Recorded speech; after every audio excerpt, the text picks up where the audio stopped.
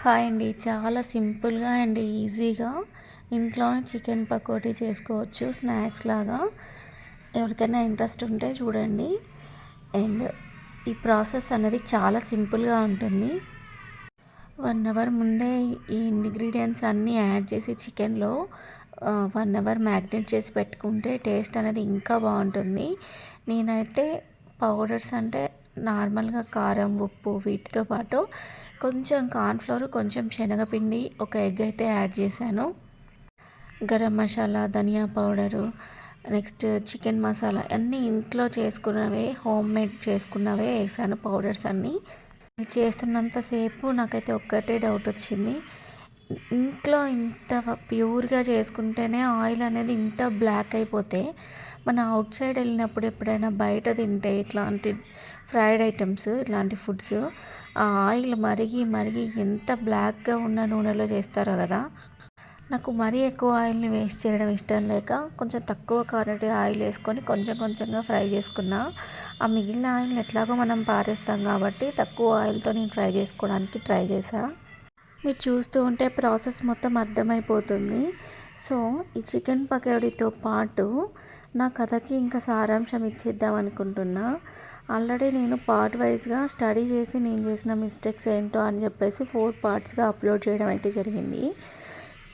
ఈ పార్ట్‌లో కన్క్లూజన్ అయితే ఇచ్చేస్తా. ఫస్ట్ పార్ట్ నుంచి 4థ్ పార్ట్ వరకు ఒకసారి జరిగినవన్నీ చెప్తాను. నేను 10థ్ వరకే ఆన్ అండ్ ఆఫ్‌గా చదువుకొని ప్రైవేట్ కండక్ట్‌గా చదివాను. 10థ్ తర్వాత 1 ఇయర్ గ్యాప్ వచ్చింది. ఇంటర్, డిగ్రీ పార్ట్ టైం చేసుకుంటూ చదువుకున్నాను. పీజీకి వచ్చేసరికి ఎలాంటి పార్ట్ టైం చేయకుండా కాలేజ్లో అయితే పీజీ చదివా ఫ్రెండ్స్‌తో కొంచెం మంచి హ్యాపీ లైఫ్ లీడ్ చేస్తూ. అదొక హ్యాపీ మూమెంట్ నా లైఫ్‌కే చాలా హ్యాపీయెస్ట్ పీరియడ్ అంటే నా పీజీ అనమాట. ఇన్ని కష్టాలు పడి చదివిన తర్వాత కాలేజ్లో లెక్చరర్గా అయితే చెప్పా. బట్ మ్యారేజ్ అయిన తర్వాత మాత్రం నేను కొన్ని సంవత్సరాలు బ్రేక్ తీసుకోవాల్సి వచ్చింది. తర్వాత మ్యారేజ్ అయిన తర్వాత కూడా కాలేజ్లో చెప్పా. మళ్ళీ బ్రేక్ తీసుకోవాల్సి వచ్చింది పిల్లలు పుట్టిన తర్వాత. ఆ బ్రేక్ అనేది ఇంకా లాంగ్ లాస్ట్గా కంటిన్యూ అవుతూనే ఉంది నా లైఫ్లో. అయితే ఇక్కడ మిస్టేక్ ఏంటి అంటే, మ్యారేజ్కి ఇంకా 1 మంత్ ఉంది అనగా మా మమ్మీ నన్ను మంచిగా అడిగింది. పెళ్ళి చేసుకుంటావా, చదువుకుంటావా, ఇదివరకంటే మన దగ్గర డబ్బులు లేవు, ఇప్పుడు ఏదో కోచింగ్ అంటున్నావు, నువ్వు వెళ్ళి చదువుకో, డబ్బులు ఉన్నాయి కదా అని చెప్పేసి అడిగింది. కానీ నేను ఆల్రెడీ అన్నీ మాట్లాడుకొని ఇంకా 1 మంత్లో మ్యారేజ్ ఉందనగా మ్యారేజ్ అనేది క్యాన్సిల్ చేయడం అనేది చాలా పెద్ద తప్పు, మోసం అని చెప్పేసి నేను మ్యారేజ్ చేసుకున్న తర్వాతకి మా హస్బెండ్ నన్ను చదివిపిస్తాడని చెప్పేసి మ్యారేజ్ చేసుకున్నా. తను ఒక్కడే అబ్బాయి అవ్వడం వల్ల తనకి ఎప్పటికీ ఫ్యామిలీయే ఇంపార్టెంట్. ఇల్లు, పిల్లలు ఇదే ఆయన ప్రపంచం. అంటే తనతో ఉండే వైఫ్ కూడా అట్లాగే ఉండాలని ఫీల్ అయ్యే మనిషి అనమాట. సో, ఒకడే కిడ్ కాబట్టి ఆయన పిల్లలకి ఎక్కువ ప్రిఫరెన్స్ ఇస్తాడు. దేనికైనా కూడా వాళ్ళు కంఫర్ట్ ఉండాలి, వాళ్ళు బాగుండాలి అని చెప్పి మాట్లాడేవాడు. పెళ్ళైన కొత్తలో చదువుకుంటా అని అడిగితే, లేదు పిల్లలు పుట్టిన తర్వాత చదువుకుందులే, వాళ్ళని చూసుకోవడానికి మేము ఉన్నాం కదా అని చెప్పేసి అన్నారు. ఇంకా పిల్లలు పుట్టిన తర్వాత చదువుకుందామంటే వాళ్ళని వదిలిపెట్టి అయితే ఏ తల్లి వెళ్ళలేదు నాకు తెలిసి మ్యాక్సిమం. అప్పుడప్పుడు కామెడీగా సూర్యవంశం సినిమా గుర్తు చేసుకుంటాం మేము. ఆ ట్రైన్ ఎక్కి నువ్వు కూడా పోతావా, ఆ ట్రైన్ వస్తే ఎక్కుతావా అని చెప్పేసి మాట్లాడతారు.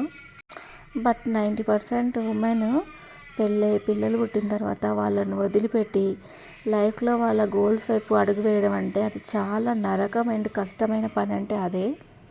నేను ఒక గవర్నమెంట్ ఎంప్లాయీని ఎందుకు పెళ్లి చేసుకున్నా అంటే దానికి చాలా రీజన్స్ ఉన్నాయి. అందులో మెయిన్ రీజన్ ఏంటి అంటే, తను ఎంత కష్టపడి జాబ్ తెచ్చుకున్నాడు కదా, నాకు కూడా ఆ వే అనేది నేర్పిస్తాడు. ఎలా చదవాలి, ఏం చదవాలి, ఎట్లా కోచింగ్ తీసుకోవాలి, ఎటు వెళ్ళాలి, ఇట్లాంటి విషయాలని నాకు చెప్తూ ఎంకరేజ్మెంట్ ఇస్తాడేమో అనుకున్నా. బట్ తనకి కావాల్సింది ఏంటి అంటే, ఇంట్లో అందరం హ్యాపీగా ఉండడం. ఏ ఒక్కరు వాళ్ళ బాధ్యతల నుంచి పక్కకి వెళ్ళినా కానీ ఆ ఇల్లు సంతోషంగా ఉండదు అని తను చాలా ఫీల్ అవుతారు. ఒక హస్బెండ్గా తన బాధ్యత ఏంటి అంటే, ఇంటికి కావాల్సినవన్నీ చూసుకోవడం, మాకు ఫ్యూచర్లో ఎలాంటి కష్టం రాకుండా సంపాదించడం, ఇది తన బాధ్యత. ఒక వైఫ్గా నా నుంచి ఏం కోరుకుంటారంటే, ఎప్పుడు పిల్లల్ని ఇంటిని జాగ్రత్తగా చూసుకోవాలి. తను వచ్చేసరికి ఎలాంటి హరీబరీ లేకుండా ప్రశాంతంగా లైఫ్ అనేది ఉండాలి అని చెప్పేసి ఆయన ఫీలింగ్. అంతేకాదు ఇద్దరం జాబ్స్ సంపాదన అంటూ వెళ్ళిపోతే పిల్లలు ఇబ్బంది పడతారు. తల్లి లేదా తండ్రి సంరక్షణలోనే పిల్లలు పెరగాలి. ఇంకా ఏ గ్రాండ్ పేరెంట్ కూడా వాళ్ళ లోటుని భర్తీ చెయ్యలేరు అనేది ఆయన ఉద్దేశం అనమాట. బట్ పిల్లలు ఈ తర్వాత లైఫ్ నేను ఇదంతా ముందు ఊహించలేదు. కేవలం నాకు మా డాడీ తర్వాత ఎలాంటి సపోర్ట్ లేదు లైఫ్కి. 10th నుంచి అట్లీస్ట్ ఆఫ్టర్ మ్యారేజ్ అయినా నా హస్బెండ్ నాకు తోడుగా ఉంటాడు. నేను నెక్స్ట్ స్టెప్ వేయడానికి నాకు సహాయం చేస్తాడని అనుకున్నా. బట్ నేనే ఈ ఫ్యామిలీ మొత్తానికి సహాయంగా ఉండాల్సి వస్తుంది. ఒక్కరోజు నేను లేకపోతే ఇంట్లో పిల్లల పరిస్థితి అయితే అసలు నేను తట్టుకోలేను అనమాట. ఇంకా అట్లా అన్ని విధాలుగా స్ట్రక్ అవ్వాల్సి వస్తుంది.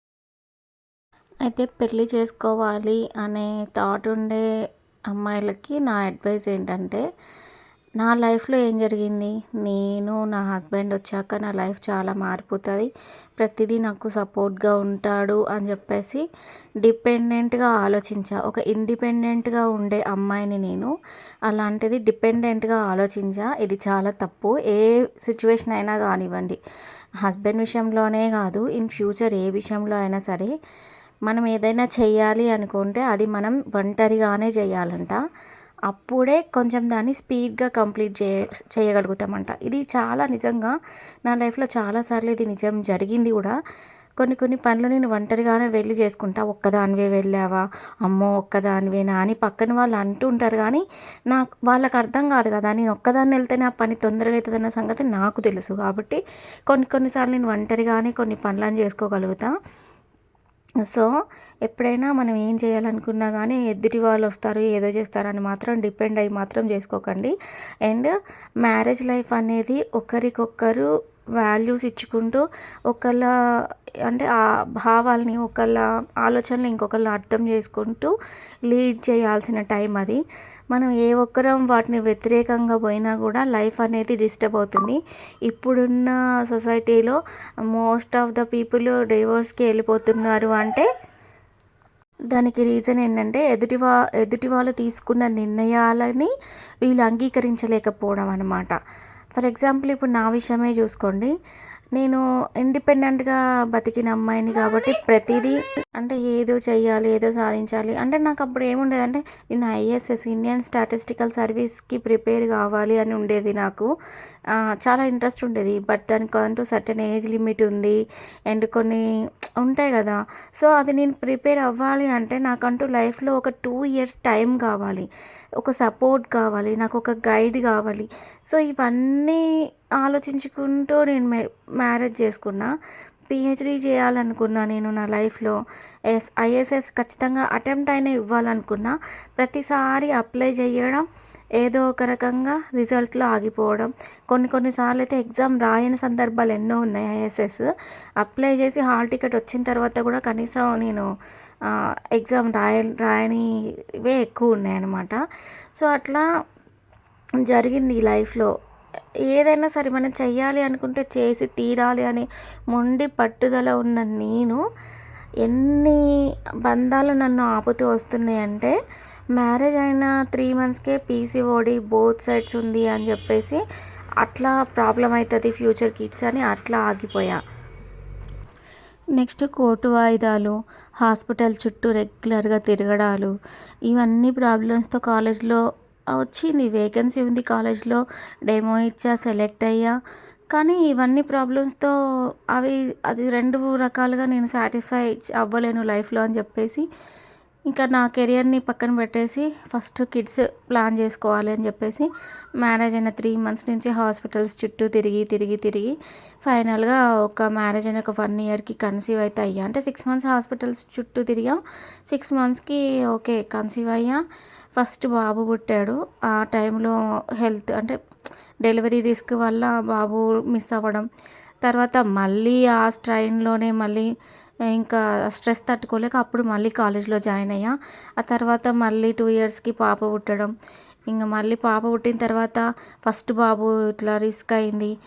లేక పాప పుట్టింది, వదిలిపెట్టి అప్పుడే ఎట్లా వెళ్ళిపోతావు, కొంచెం పెద్ద అవ్వని, ఒక బాబు పుట్టిన తర్వాతే ఇంకా నువ్వు ఎటు వెళ్ళినా నేను ఆపను అని చెప్పేసి ఎంతైనా ఉంటుంది కదా వాళ్ళకు కూడా. సో ఈ కథ మొత్తంలో నేను చెప్పేది ఏంటంటే, ఎవరైతే మన భావాలకి అర్థం చేసుకొని వాటిని అంటే వాటికి అవసరం ఉన్న వాళ్ళు ఉంటారు. ఫర్ ఎగ్జాంపుల్ ఒక రాయి స్టోరీ చెప్పా కదా, పిచ్చివాడి చేతిలో ఒక రత్నం ఉంటే అది రాయి అవుతుంది, వ్యాపారి చేతిలో ఉంటే వజ్రం అవుతుంది అని. అట్లనే మనం ఎవరి చేతిలో ఉంటే మన జ్ఞానం అనేది ఉపయోగపడుతుంది, ఎవరికి ఉపయోగపడుతుంది అనేది మనం కొంచెం ఆలోచించుకొని నెక్స్ట్ స్టెప్ వేయాలి. ఇప్పుడు మా హస్బెండ్ ఉన్నారు, ఆయనకు కావాల్సింది ఏంటి అంటే ఇంటిని పిల్లల్ని చక్కగా చూసుకోవడం అని చెప్పా కదా. సో తనకి నేను కరెక్ట్ కాదు, ఎందుకంటే నా బ్రెయిన్ అంతా నేను నెక్స్ట్ ఏం చేయాలి, నేను ఎట్లా నన్ను నేను ప్రూవ్ చేసుకోవాలని ఒక 100లో ఒక 50% నా బ్రెయిన్ అంతా నా ఎఫర్ట్స్ అన్నీ అటే వెళ్ళిపోతుంటాయి. కాన్సన్ట్రేషన్ అనేది వీళ్ళ మీద ఒక 50% తక్కువ ఉంటుంది, అది నేను ఒప్పుకొని తీరాలి. సో ఆయనకి 100% ఇచ్చే వాళ్ళైతే బాగుండేది. సో ఆయనకి నేను కరెక్ట్ కాదనమాట. అట్లనే నేను నా స్టడీ, నా ఆలోచనలు అనేవి ఇక్కడ నాకు కరెక్ట్ కాదు. సో ముందే మేము మాట్లాడుకున్నాం, పెళ్ళికి ముందే నేను అడిగా చదువుకుంటా నెక్స్ట్ కంటిన్యూ చేస్తా అంటే ఓకే అన్నారు. బట్ తను ఒక్కడే అయిపోవడం, నాకు పిల్లలు లేకపోతే ఎట్లా, పిల్లలు లేకుండా ఉండాల్సి వస్తుందేమో అని చెప్పి ఆయన భయము, చుట్టూ ఉండేవాళ్ళు కూడా ఈ మధ్య పిల్లల కోసం ఇబ్బంది పడే వాళ్ళని చూసి అవన్నీ ఆయన బ్రెయిన్లో పెట్టుకొని ఫస్ట్ నాకు కిడ్స్ కావాలి అని చెప్పేసి బాగా ఇది చేయడము. అట్లా అంటే ఆయన ఎట్లా అంటే ఆయన కంగారు అనమాట. లైఫ్లో ఏమో అయిపోతుంది, పిల్లలు లేకపోతే సమాజం నన్ను చులకనగా చూస్తుంది, నన్ను అంటే నా వైఫ్ని ఇన్సల్ట్ చేస్తారు అందరూ. ఊళ్ళో ఒక్కొక్కరు ఒక్కొక్క రకంగా మాట్లాడుకుంటారు. ఫస్ట్ పిల్లలైతే ఇంకా మాకే బాధ ఉండదు, తర్వాత ఫ్యూచర్ చూసుకోవచ్చు అన్నట్టు తన ఆలోచనలన్నీ ఆ రకంగా ఉన్నాయన్నమాట. నేను తప్పు పట్టట్లే, ఎవరిని తప్పు కాదు ఇక్కడ, ఎవరి పరిస్థితుల ప్రభావం వాళ్ళది. తన వైపు చూస్తే తనదే కరెక్ట్, నా వైపు నుంచి చూస్తే నాదే కరెక్ట్ అనిపిస్తుంది. బట్ ఏదైనా సరే ఇప్పుడున్న జనరేషన్ మ్యారేజ్ చేసుకోవాలి అంటే మాత్రం ఖచ్చితంగా కూర్చొని మాట్లాడుకొని మీకు ఏది ఇంపార్టెంట్, వాళ్ళకి ఏది ఇంపార్టెంట్, మీకు ఇంపార్టెంట్ అయినది వాళ్ళకి అవసరమా లేదా, ఆ అవసరం ఉన్న వాళ్ళనే మనం చూస్ చేసుకుంటే బెటరు. ఇంకొంచెం వాళ్ళు సక్సెస్కి మనం ఇంకొంచెం హెల్ప్ అవుతాం. ఇంకొక స్టోరీ చెప్తా, అదేంటంటే ఇంకొక ఫ్యామిలీ స్టోరీ ఏంటంటే ఒక నా కొలీగ్ అనమాట. తను ఏంటంటే ఒక వెల్ ఎడ్యుకేటెడ్ అమ్మాయిని చేసుకుంటే ఫ్యూచర్ బాగుంటుంది, ఇద్దరు మంచిగా సక్సెస్ అవుతాం లైఫ్లో అని బాగా ఒక ఉండేదన్నమాట.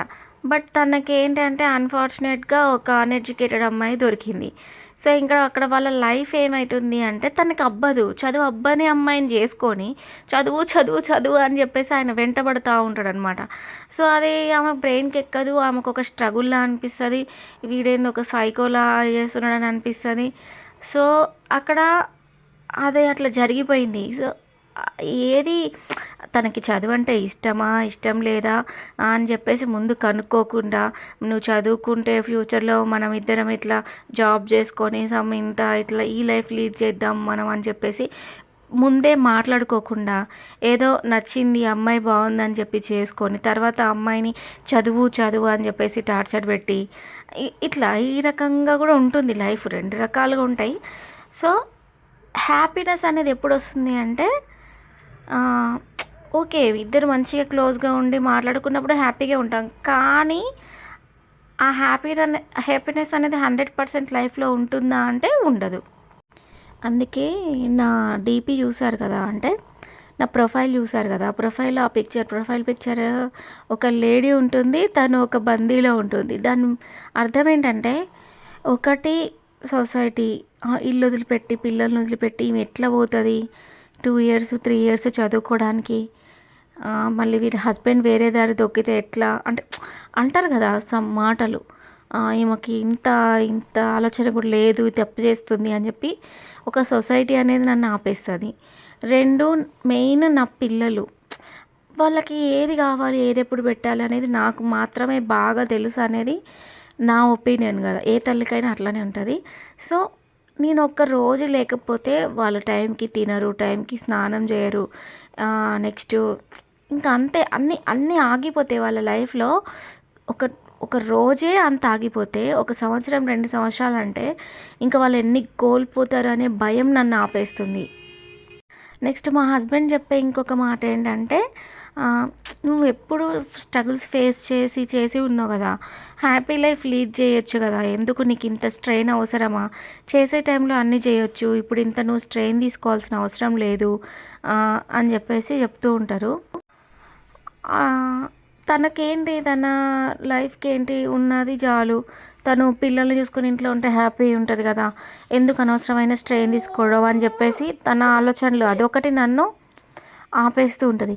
ఇలా ఒక్కొక్క బంధం అనేది నన్ను ఆపుతూ, అంటే నా నెక్స్ట్ స్టెప్ నేను వేయలేకపోవడానికి ఇలా నాకు చాలా రీజన్స్ ఉన్నాయి. అందుకే నేను అందులోంచి బయటికి రాలేని నాలాంటి వాళ్ళు ఎంతోమంది ఉంటారు కాబట్టి, మాలాంటి వాళ్ళని ఒక ఎగ్జాంపుల్గా తీసుకొని రాబోయే జనరేషన్, అంటే ఇప్పుడున్న జనరేషన్ ఇంకా ఫ్యూచర్ జనరేషన్ కూడా నెక్స్ట్ స్టెప్ వేయాలి అనుకుంటే ఖచ్చితంగా 1కి 10 సార్లు అన్నీ డిస్కషన్ చేసుకొని ఆలోచించుకొని మ్యారేజ్ చేసుకోవడం అయితే చాలా better. At the same time నాకు ఇంకొక ఆలోచన కూడా ఉంటుంది. నా ఏజ్ వాళ్ళు ఎంతోమంది జాబ్ చేస్తున్నారు కదా, వాళ్ళు ఎట్లా బ్యాలెన్స్ చేసుకోగలుగుతున్నారు అని నాకు ఎప్పుడు ఈ డౌట్ వస్తూ ఉంటుంది. బట్ వాళ్ళకి ఒక ఫ్యామిలీ సపోర్ట్ అనేది కంపల్సరీ ఉంటుంది. ఫర్ ఎగ్జాంపుల్ అమ్మ, అత్త, ఇలా అక్క, ఎవరో ఒకళ్ళు ఫ్యామిలీని చాలా ప్రొటెక్ట్గా, అంటే చాలా కేర్ఫుల్గా చూసుకునే వాళ్ళు వాళ్ళ చుట్టూ ఉండొచ్చు. వాళ్ళు నమ్మకంగా ఉండొచ్చు. లేదు నేను లేకపోయినా వీళ్ళు బాగా చూసుకుంటారు అనే హోప్ వాళ్ళకు ఉండొచ్చు. సో అందుకని వాళ్ళ లైఫ్ అనేది మూవ్ అవుతుంది కావచ్చు అనేది అనిపిస్తుంది.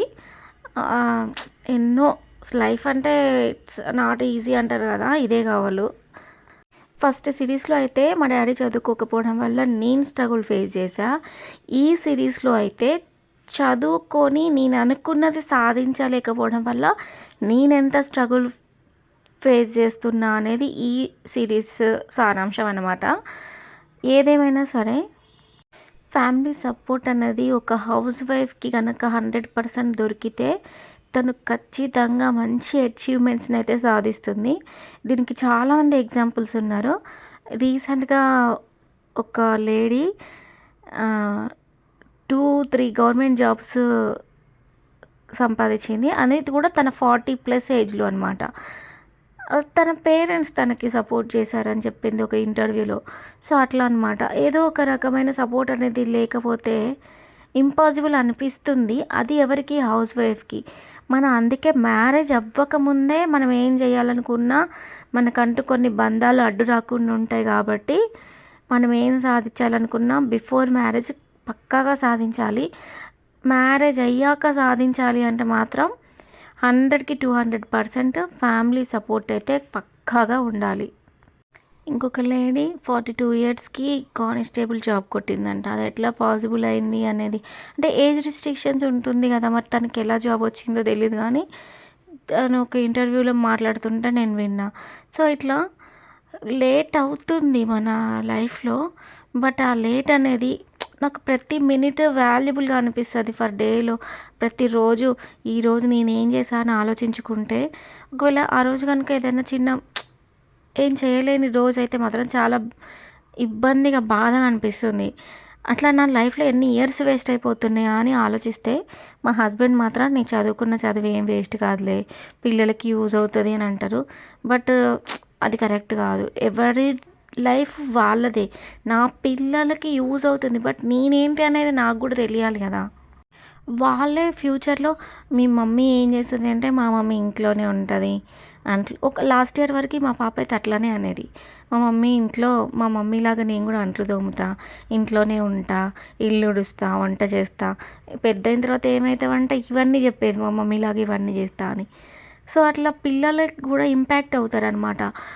పేరెంట్స్ ఏ పొజిషన్‌లో ఉన్నారో కొంతమంది పిల్లలు వాళ్ళని జూసి కొంచెం ప్రౌడ్‌గా ఫీల్ అయ్యి మేము గూడా మా పేరెంట్స్ లాగా ఇంకా మంచి బెటర్ పొజిషన్‌కి రావాలి అని కొంతమంది ఉంటారు గదా!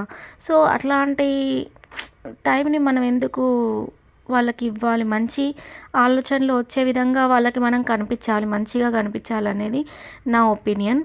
ఇటు ఫ్యామిలీ ఫైనాన్షియల్ పరంగా అయినా గానీ, పిల్లల పరంగా అయినా గానీ, ఒక వుమెన్, ఒక హౌస్ వైఫ్ ఖచ్చితంగా ఇండిపెండెంట్‌గా వాళ్ళ కాళ్ళ మీద వాళ్ళు నిలబడితేనే సొసైటీలో గానీ, ఇంట్లో గానీ వాళ్ళకి ఒక మర్యాద అనేది ఉంటుంది.